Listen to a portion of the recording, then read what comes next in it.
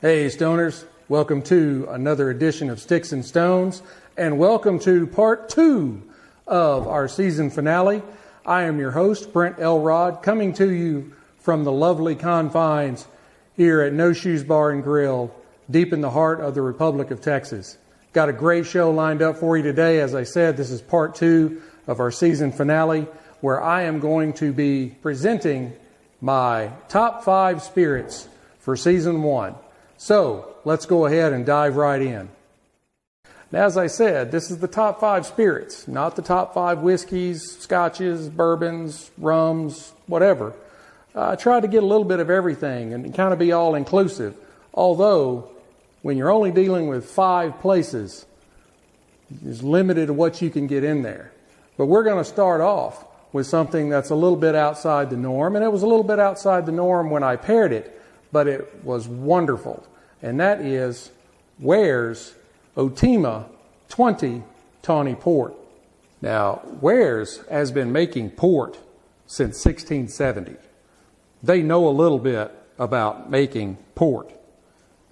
And this is some of the best I've ever had. I might not have been able to smoke 5 cigars in a day for part 1, but I can definitely try a little bit of all of these spirits for part 2. So, hold on to your hats. Now, visually, you can see that this is just a beautiful, deep amber color. It's one of the most beautiful spirits I think I've ever seen. It's just got a really nice kind of reddish hue to it on the nose.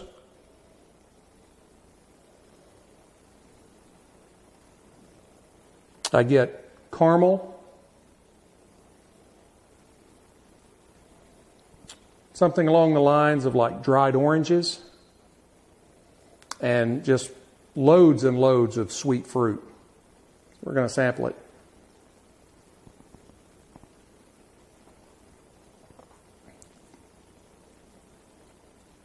Oh yeah, this was as good as I remembered it. Of course, it's very, very sweet. Port is more of a dessert wine. But you get a lot of fruit. You get a heavy dose of sweet. You do get a little dose of spice. It's not quite along the lines of spiced wine, but sort of headed that way. So you get a little bit of spice and a little bit of fruit and a lot of sweet, and it's a wonderful burst in your mouth.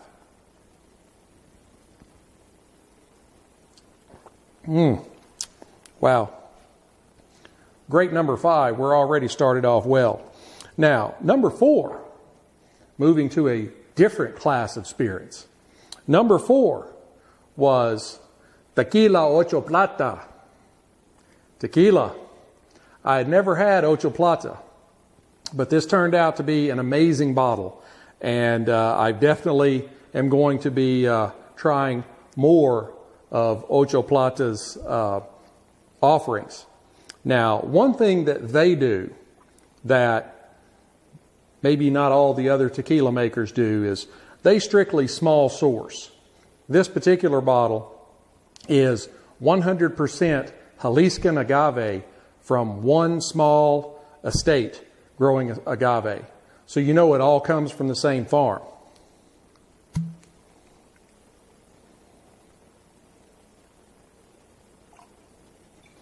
Now this is Blanco.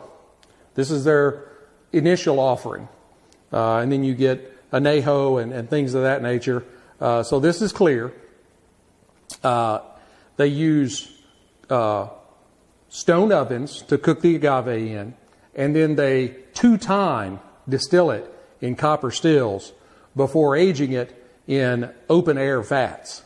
So it is just a plethora of nature involved in Tequila Ocho Plata. Now on the nose, you get citrus, kind of a small hint of floral, earth, some herbs, and also a little bit of pepper or spice. on the palate.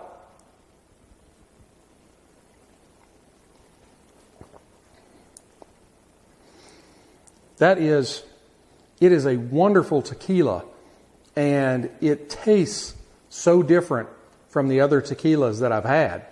And I think that's one reason why I latched onto it. Because on the palate, you get citrus, you get a hint of mint, which is peculiar, but very good. You get some pepper, some herbs, some flowers, and then a little bit of earth, and maybe even some cooked agave in there. It's a really great tequila. And, like I said, it's entry level. So it's not overly pricey. And it's great straight. It's great in mixers. Again, not overly pricey, so you're not worried about mixing something or using it to mix something with and pouring out tequila that's really expensive just to mix it up. This is a great tequila just to keep on the shelf.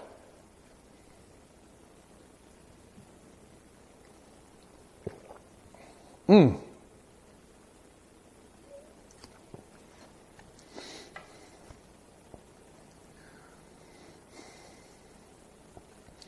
the Retro Inhale has got this kind of conglomeration of earth and cooked agave and maybe even a little bit of pepper.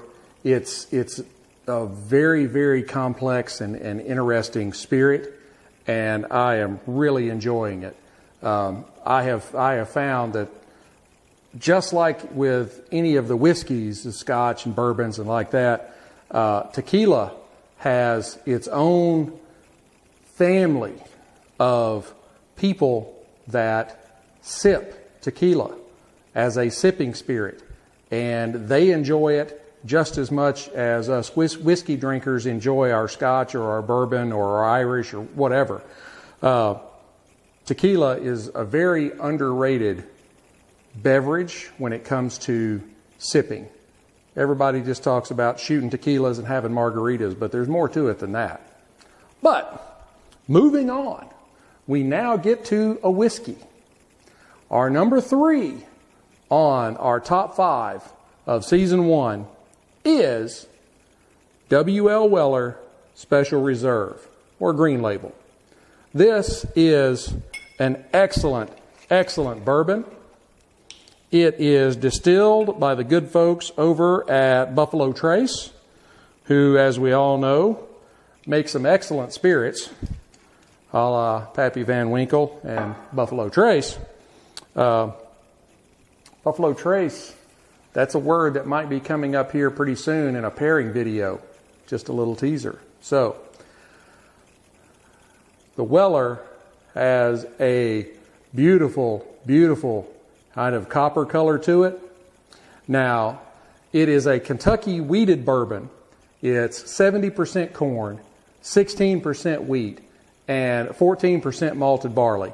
It's 45% alcohol by volume, so 90 proof. It's aged from 4 to 7 years. On the nose,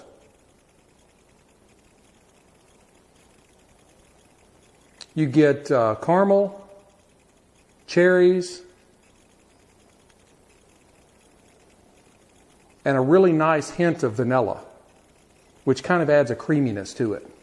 On the palate,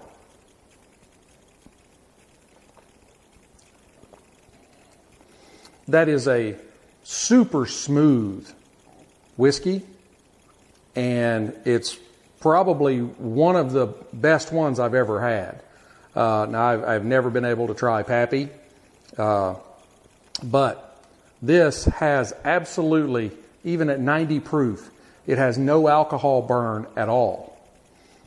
Just a wonderful wash of cherries and oranges and some cinnamon and just a little bit of chocolate mixed in there. It's a wonderful, wonderful bourbon. Probably one of my favorites. It's getting to the point now that I have so many favorites, there almost aren't any non-favorites. But that is delicious. Moving on to number 2. This is one that I raved about when I tried it and I paired it. I paired it with a Rocky Patel 60. It was absolutely delicious and probably knocked off my most favorite Scotch on my list as my most favorite. This is a wonderful spirit, and it is the Dalmore 12-year-old. This is an absolutely wonderful Scotch. Not only does it have a kick-ass bottle, it is a wonderful beverage just by itself. Now, I did try the 15-year and the 18-year, but just for me, I thought the 12-year was really better. I'm not saying that the 15 or 18, there was anything wrong. For my palate, I thought the 12-year-old was the top of the heap. But, as you can see, again, this is a little bit lighter than the Weller, but still kind of just a beautiful copper color, more of a lighter, on the lighter end of the spectrum of copper. On the nose,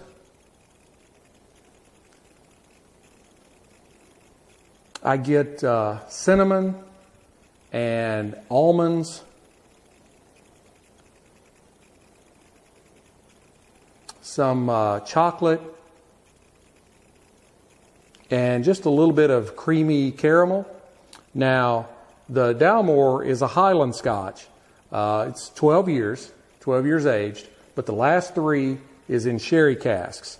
It is 40% alcohol by volume, so again, 90 proof on the palate.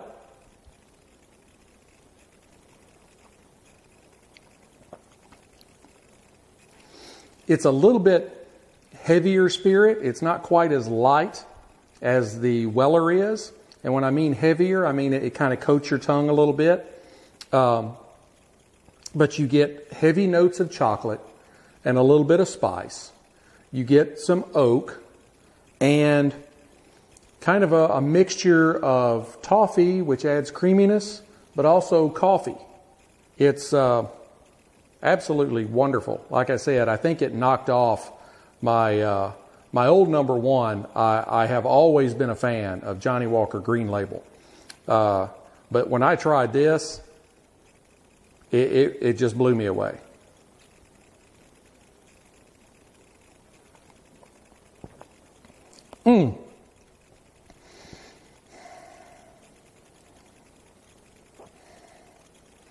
Now on the retro inhale on that one, I get a lot of oak through the nose.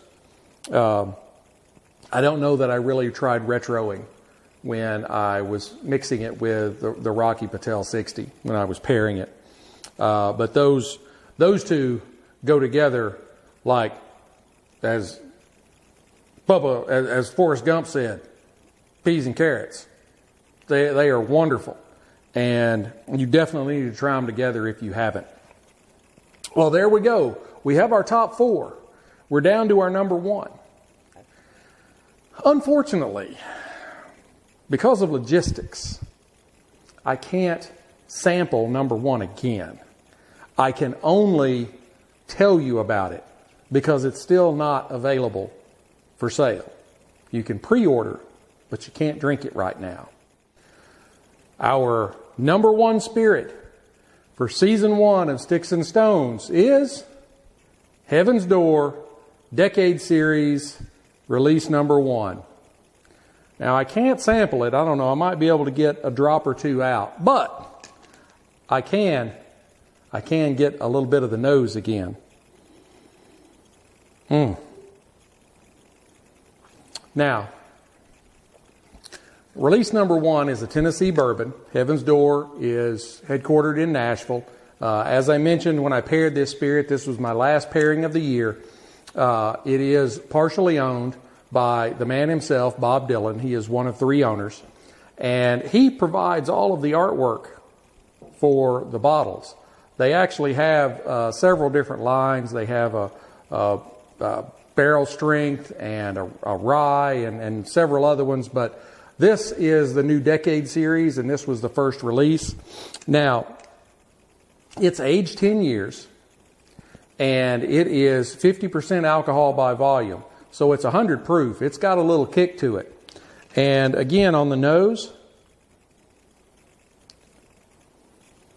I get pears, bananas, some caramel, and maybe a little toffee. Okay, let me just see if this works.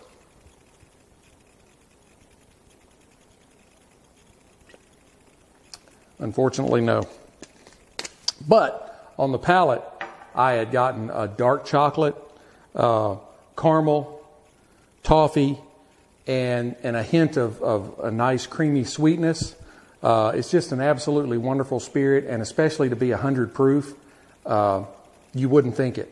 To take a drink of it, it is not harsh at all. There is no alcohol burn to it. It is an extremely, extremely smooth whiskey, and it is as smooth as Tennessee whiskey.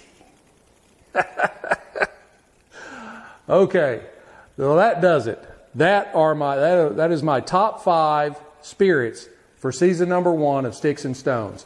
I hope you have enjoyed it as much as I have enjoyed bringing it to you. I hope you've enjoyed this first season and that you continue to watch for seasons more.